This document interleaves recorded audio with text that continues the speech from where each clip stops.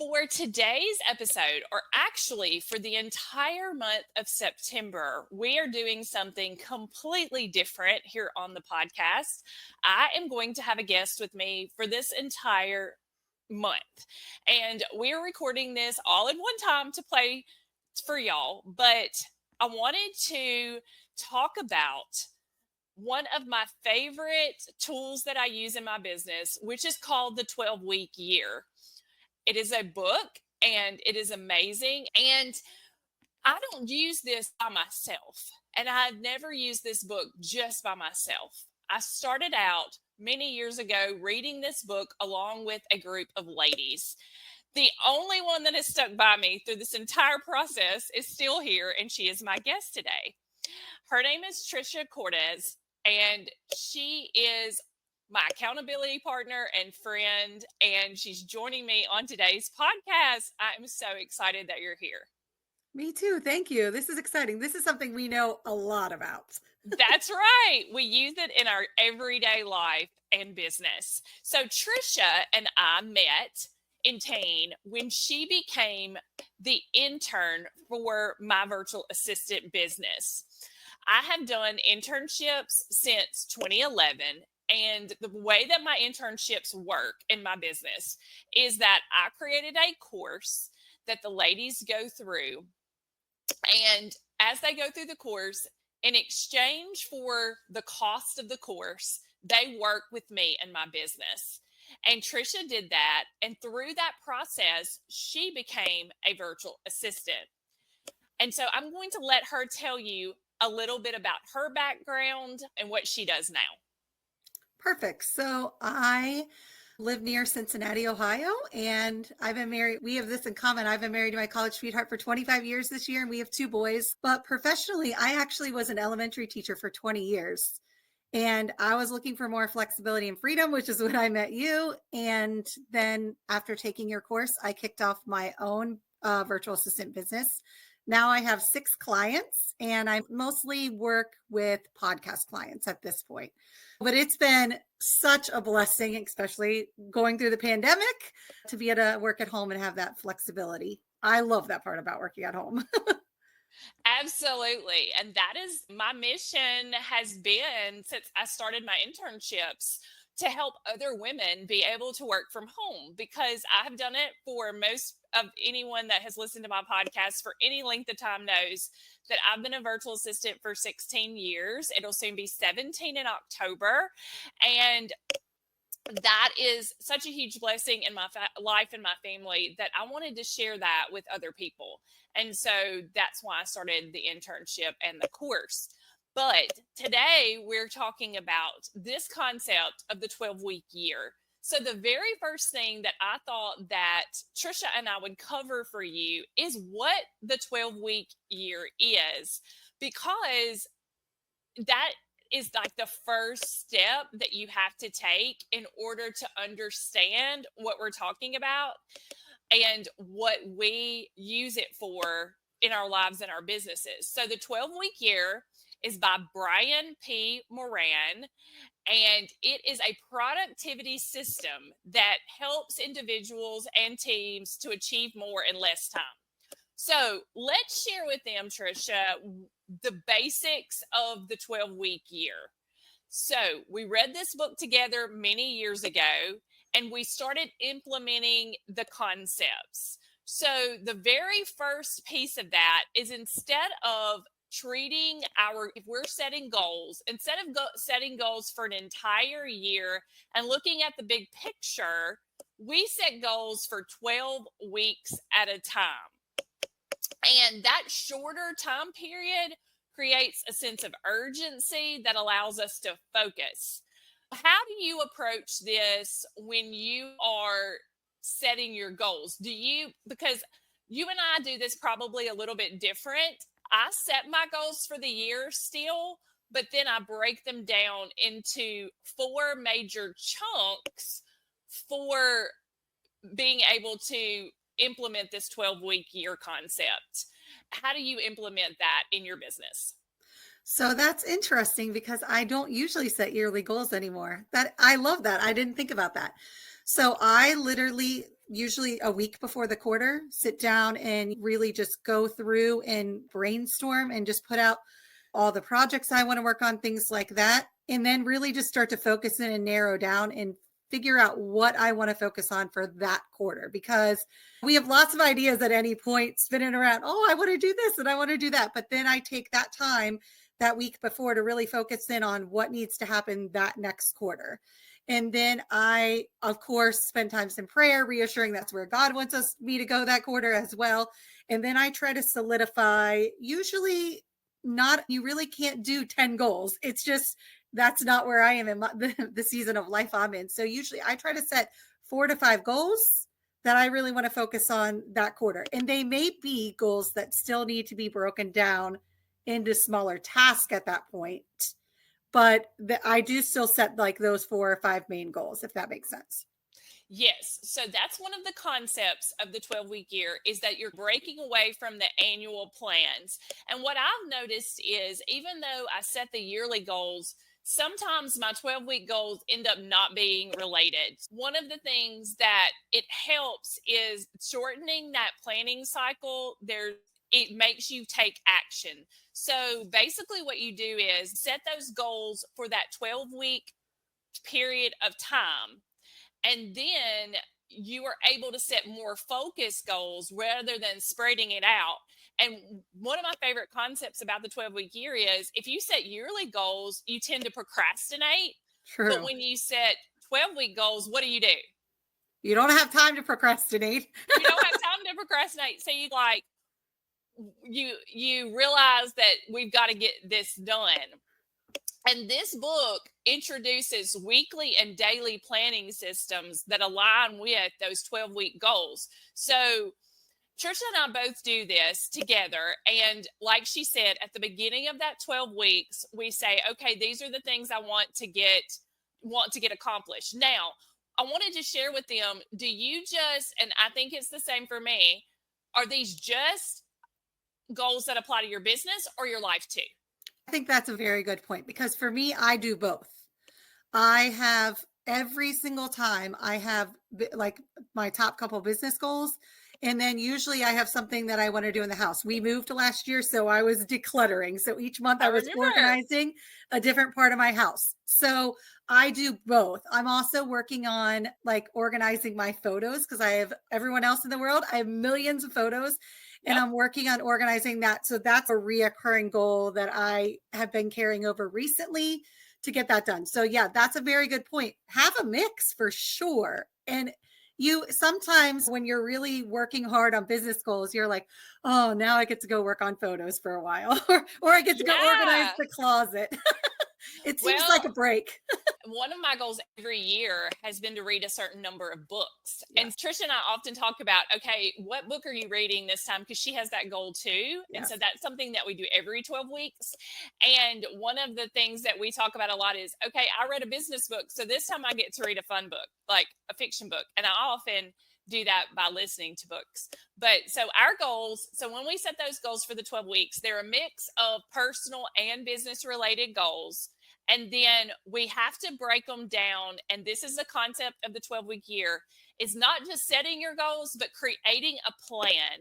And you do that by having weekly and daily tasks. So I know how I do this, and I'm going to share that with you, but I'm going to let Trisha share with you how she does it first, and then I'll tell you how I do it as well. Because we do it a little different, but I think the main key is, long as it's in front of you where you can see it every day and you will take action, it doesn't really matter. You can make it work best for you. For me, I have a file in Google, in my Google Drive, and I just adjust it each quarter. And it has, I put at the top like the daily task that I want to do, like you said, reading for 15 minutes or reading my Bible. And then I put the little check boxes, because it's always fun to check things off. Yep. And then down a little, I have my weekly, or sometimes they're monthly tasks. You just need to do, it's a one-time thing. So I put those down a little further and put the number of boxes that I need next to those. And I keep that, I have on my desk a little rack that I've had for years where I keep my client information, and it's in the very front of that. So I can see it every day. So I can see the progress I'm making, where I may be not making progress if it's a crazy week, so that I can take action from there. So you do it in Google, but then you print out a piece of paper that you can physically check off. Correct. That is correct. See, okay, because I'm such a paper and pen girl still, even though I work mostly digitally and virtually. But what I do is it's very similar. I use a planner. I've been using a passion planner for probably about 6 years now. And so I use a planner and I write down on the planner in a specific place my daily stuff, which is for me, I like to keep up with my budget daily and make sure I'm Mhm. not spending too much. I read every day and I do my quiet time every day. And that's on there. And then I have some weekly things that I do for my business each week, and those are on there as well. And one of the things that the 12-week year teaches is the concept of not just having these activities and these plans, but also the concept of having not accountability, we'll get to that, but tracking. It says in the 12-week year that the importance of tracking what you're doing. And so we get to do it, give ourselves like a score. And you can actually get a weekly scorecard. I think you can download it from their website that helps you stay accountable and make adjustments. So, what we do, and Trisha can tell you how she does this, but this is what I do. Literally, I have those tasks on my little list. And at the end of the week, I count how many tasks there are. So for the daily, there's 5 for each of those areas. And then I count how many things I have actually accomplished. And then you have to do a little math to Yep. determine your score. And for the 12-week year, 85%, I think, is considered a good score. So you don't have to be 100% every week, but it motivates you. There's something about that score for me that is motivating. Last week was week 1 in our current week, 12 weeks, and I made a 91 and was super excited. Now, if I go back in my planner, we actually took a 12-week off this summer and didn't do this. But if I go back in my planner, back in May on week 7, I made a 63.6%. So I was on the struggle bus back in May. I had kids finishing up a school year. But how do you do that? Are you similar to me on how you do your tracking? I do the exact same thing. I just tally up the number of boxes.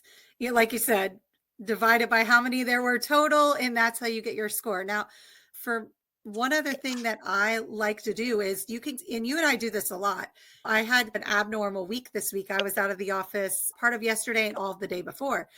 And I can look and be like, oh man, I have a couple more things to do. And you and I will do this a lot. We'll be like, our Saturday's kind of light this week.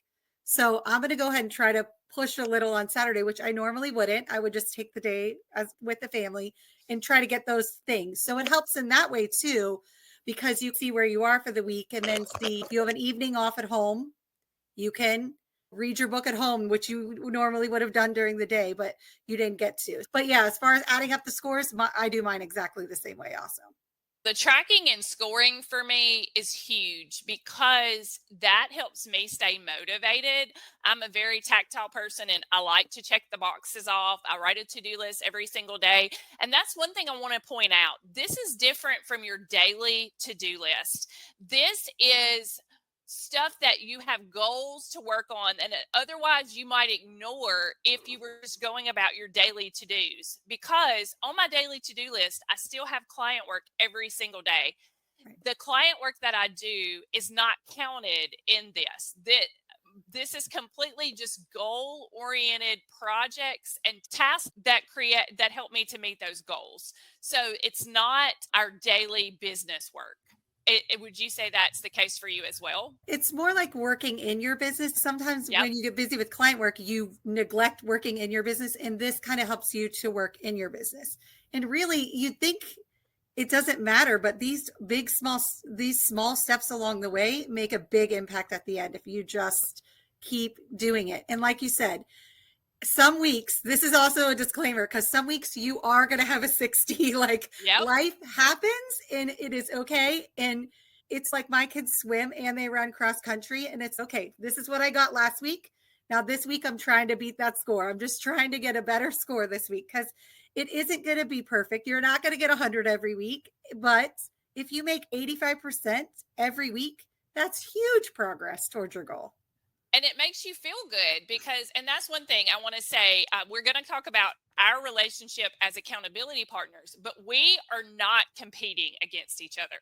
No, This week are competing against ourselves, and that is absolutely. one of the things that is important about the 12-week year, is that it's all about that commitment that you have to yourself, and you taking ownership that these are my goals, these are things I want to accomplish, and it helps you to block out the what you don't have to focus on and just focus on what is important to you.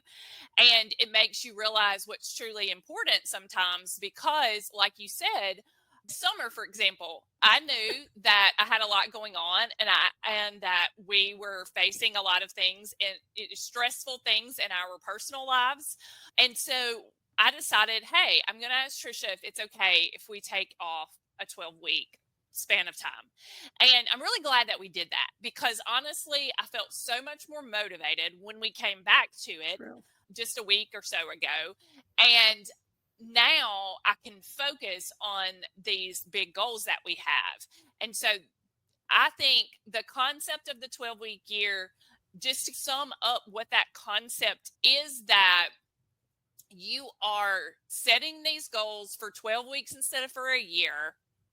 You are being more focused on those particular goals. Then you're breaking those goals down into weekly and daily tasks or systems. And then you are measuring your progress by tracking it, checking it off, and creating that score for yourself. Would you say that's a pretty good summary of what we do? Absolutely. And then we hold each other accountable. And then you basically repeat the process. You take a Yes. reflection period and you reflect on what your next quarter is. And then we take off for that 12 weeks. Yeah, exactly. So we've been doing this a long time. We initially started this with a group of ladies. And the way that we did it was we had a weekly meeting. I believe it was on Monday or Friday. It was one of the, either at the beginning or the end. I can't remember. And we would meet on Zoom, and we would all tell how our week went and what our scores were and what we could do to improve. And that got a little bit overwhelming to do. And so people started dropping by the wayside. So this past year, I believe it was, I decided to ask Trisha if she would want to do this, just she and I. And we also decided that instead of doing a Zoom call every week, we would do Voxer, which is an app on your phone. And that allows us to talk to each other anytime we want. It's walkie talkie style, except if I'm not available when she's walkie talkieing me, it records it and I can play it back later. So I absolutely love Voxer. It's one of my favorite apps on my phone. And so that's what we started doing. And we are going to get into the idea of the accountability. So, I have always been encouraged since I was really young to have some accountability in my life, mainly in the area of my spiritual life. So, my relationship with God, if I was doing my quiet times, if I was reading my Bible, if I was doing the things that I needed to do. And I can remember in youth group for many years, they encouraged us to have a friend, an accountability partner, a prayer partner. I can remember when I was a senior in high school, we had my youth director had us come over for Bible study once a week, and then we met with our accountability partner that he had partnered us with, and we prayed and we talked about our week. And that was so helpful to me, and it was a concept that has really stuck with me. And so even though Trisha lives in Ohio and I live in Mississippi, it still works in our business and personal goals and things. Our concept of accountability is to check in with each other on Voxer and say, how is your week going? Are you doing good? Is this a crazy week with the kids and everybody has 100 things to do and you're not going to make it this week? Or what's going on? How would you describe how this works for us? So basically, we took the idea and we just made it work for what works for our lives, because both of us have children. Both of Yep. us do a lot of things with our church. We run our own business. So we are very busy. And that's definitely true. But, and I think, I don't know if you were part of, at one point, I was in a Facebook group that like was accountability as well. And the same thing happened. It just didn't work. So you just have to try things and find Yep. out which works best. But what I love about Voxer is exactly what you said. We set some parameters at the beginning that were, you respond when you can. I'm going to send you a message when I think about it, but just because there's a message, that does not mean you need to respond. You respond when it works best for you and your family and your life, and then we'll go on from there. And some weeks you send me a message and said, this is how what I got this week or how I'm doing. And some weeks I'll send the message. It just depends on who thinks of it, or as they're tallying up their scores for the week, where we are. And it just works perfect when you set those kind of parameters at the beginning. If I message you at 9 a.m. and you're running kids somewhere, you do not need to respond to me right now. So that's been so great. Yes, that has been my favorite part, I think, because obviously I usually set my goals for the next week or write out my task and stuff on Sundays in the afternoons. And so I usually send Trisha a message if I'm able to do that day and I'm not just distracted by something else. I'm able to send it to her and say, I'll either send her a picture of my score or I'll say, this is my score for the week or whatever. And Voxer's nice because you can either send text, you can send pictures, you can send a voice message. So if I'm at church, when a message comes through and it's voice, I'll wait to listen. But if she texts me, I can usually like text her right back or something. And it's always available to me when I'm ready to talk to her, and I really like that. And so that accountability piece, and I think this has helped both of us be able to continue to do this process, because I don't think I would have stuck to the 12-week year concept if I had not had you available to me to help keep me going. True. 100%. And I do mine a little different. I actually usually wrap up my score on Mondays. Sundays feels, I was going to say Sunday feels busy, but after church, I take a nap usually. So that's not very busy, but I usually don't get, I know it's the best. I usually don't get to it on Sunday. So I tend to like look at it Monday morning and then see what I need to do that week. All in that. So a lot of weeks I don't message you back until Monday morning, and that's totally fine. Yep. That's right. And that's what I want people to understand is how flexible this is. Yes, it's a system. Yes, it works. And there's some very specific things that you do as a part of this system, such as setting your goals, writing down your goals, and tracking your goals. But as far as how you do all that is very flexible. And that's what I like about it. And I think that's what has helped me to be successful with it. Because otherwise, I probably wouldn't have stuck to it if it had not had that flexibility piece to it. True. And usually a lot of people I think get nervous about accountability. But if she texts me and says, I got a 60 this week, I'm not like, man, way to go, way to go. Like, I'm not giving her a hard time. Like, it's my job not to encourage her and be like, all right, next week we're getting better, and see if there's any way that I can help. So don't be afraid. You don't have to be mean or tough to be an accountability partner. You really have to be there and just be encouraging. Yes, and be there for the person. Trisha has really helped. I know you all know that life happens, and Trisha shared with you about that. I've had some really heavy things happen in the past year. My father-in-law has been diagnosed with cancer for a second time. I lost an aunt this past year. I can't even remember all the things that happened because it was like this avalanche, it felt like, of hard things. And I knew that she understood that and could be understanding and encouraging, and that was super helpful for me to be able to say, hey, I had a really tough week. I probably didn't even score my week this week, and I knew I knew how she would respond to that. And I've tried to do the same for her. But when also on the opposite end of that, when she is doing really well, there were weeks there that Trisha was like blowing it out of the water, and here I'm over here like struggle bus. You have to be excited for that person too, and truly encourage them in the good and the bad. Yep. So that accountability sounds like a bad word, but honestly, it is not.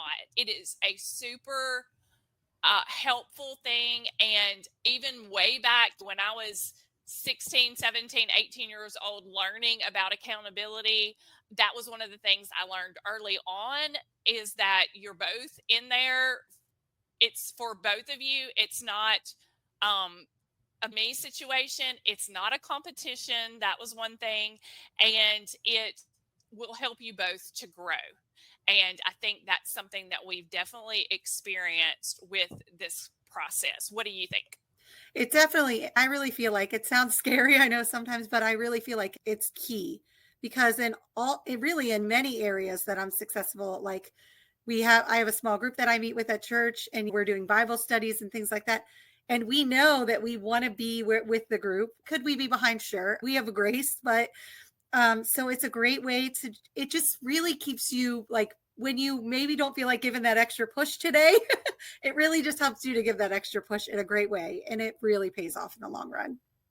Yeah, and I think, what are some of the things that you would encourage people to look for in an accountability partner? Like, Mm, for example, I don't think we happen to have the same type of business, but I don't think we had to have the same type of business for this to work. So, one of the things that I knew for certain with Trisha, because we've communicated with each other for so long, for me, is I knew she would be honest with me, and I knew that she would follow through because she has done it so much in the past with what she was doing. So, what are some things that you would encourage somebody to look for in an accountability partner? I think those are good suggestions. I think for us also, like you said, yes, we both have virtual assistant businesses, but we work with very different clients. Our clients are not the same. We're not trying to take each other's clients. Like we Nope. have very different niches, so it works out perfectly. So does that help because we can ask each other ideas and things? Absolutely. That we are Yep. on a similar path. So it may be helpful if you're in an online business that you're with another online business owner because they're just some things you get. And then it does help for us to have more understanding because we are in a very similar season of life. We don't have little kids, we have school age kids, but so we can somehow sometimes help each other in life as well. So I think that for me, those are the big things. And like you said, I feel like our values are very similar. So I feel like it's those kind of maybe even character trait type things that are way more important than anything else. Yeah, so I would say those characteristics and morals and values have a lot more to do with it, and the season of life that we're in, For sure. because I've had accountability partners in the past that weren't in the same season of life as me, and that made it harder because I felt like they were not as understanding about my situation, like with my children, or if we were going through something hard with my kids. That is a distraction to your business, but Right. family is more important. And Right. that's one of the things that she and I agree upon. She just had a nephew this week. We were having a call to talk about this podcast actually, and she was about to go to the hospital to see her nephew be born.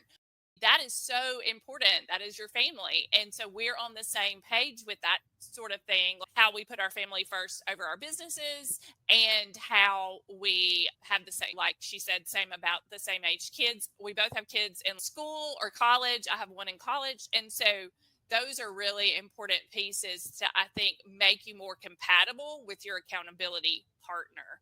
And we both are running our business. Neither one of us can just drop off like our income supports our families. So we Yep. are serious in wanting to move towards our goals. So that also helps. Yes. So we have that in common as well. We both have to provide, we have the need to provide an income.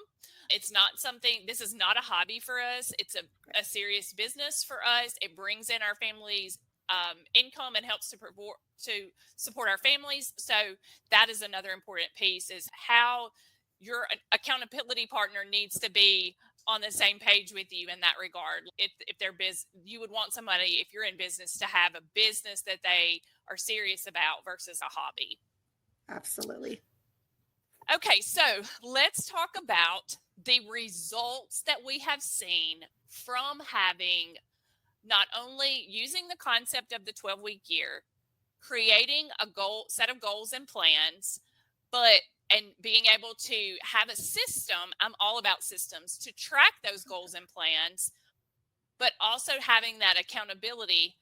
If you look back, and I don't really remember when we started using the 12-week year, sometime after 2016 and before 2020. I know that because I Mm-hmm. remember us using this loosely during the pandemic in a little bit different way.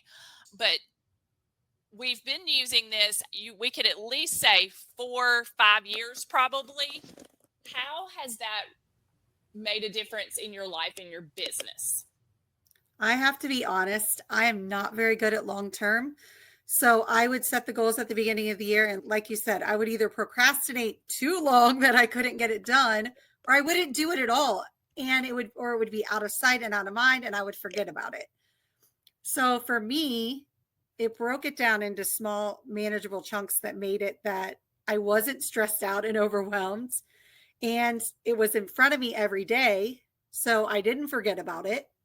So honestly, I went from, man, I hate to think what it would have been, thank goodness, but I went from just not really accomplishing the things that I would have accomplished to looking back and been like, wow, look at all the things. I really should go back and make a list of all the goals I've met. I should look back and see, but yeah, so many things that have actually been accomplished versus just forgotten about or not done at all.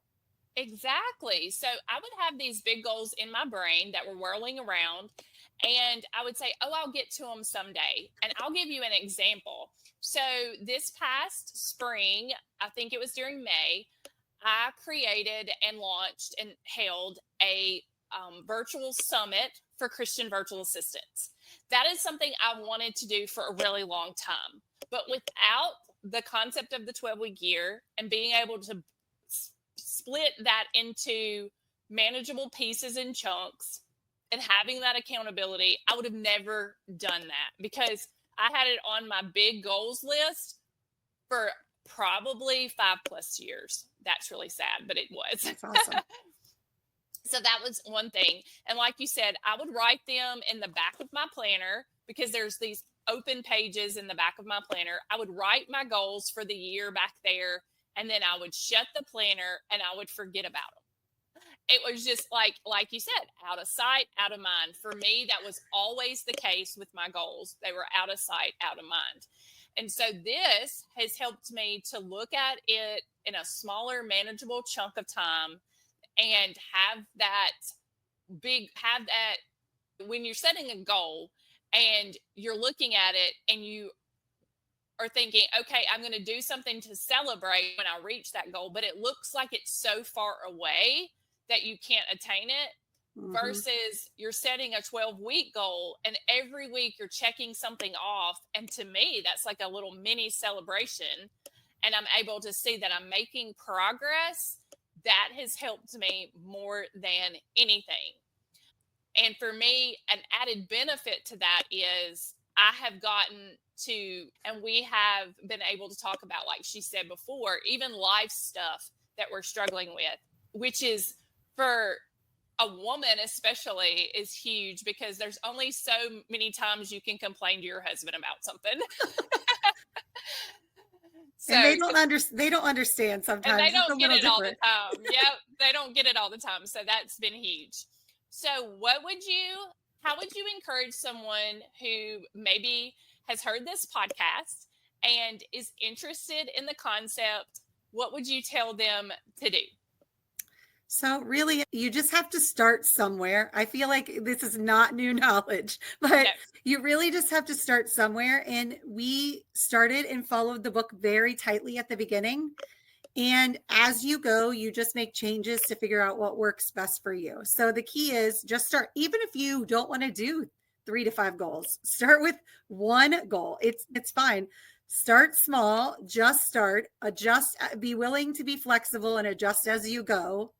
Know that life's going to be busy and sometimes the train may go off the track a little bit. Get it back on the track the next week and keep going. I remember you always saying, and I'm probably not going to get this right, but wish without a plan is, I don't even know the Yeah. quote better, but you have to have a plan. So this is your plan. You should tell them the quote. I don't remember I now. believe it's a dream is just a wish without a plan. And I don't remember who says that, but I'll find the person so I can give them proper credit. But a dream is just a wish without a plan. And another of my favorites that we can end on is to fail to plan is to plan to fail. And so that has helped me throughout this process and throughout having my business for so long is I know if I can plan it, it's more likely that I'm going to be able to achieve it. And so I plan every week. My family knows. I actually, you were saying you took your nap on Sundays. So even my son's fiance, who is new to our family, knows we come home from church, we eat lunch, we take a nap, and I do my planning. So That's that awesome. is our weekly routine here at the Avant House, and it has helped me so much in my business. Right. Okay. I'm going